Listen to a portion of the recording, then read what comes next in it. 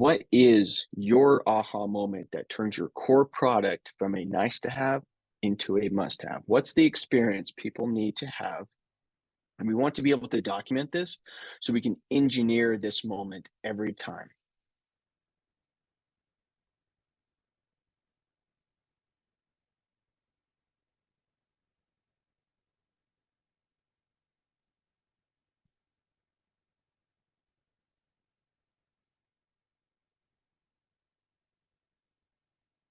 Okay. All right.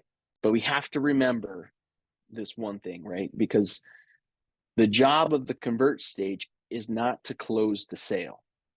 Okay. It's to get the first date, right? It's just to set up that aha moment. So I want you to think through before we kind of roll over. I'm going to go back here to where am I? There we go.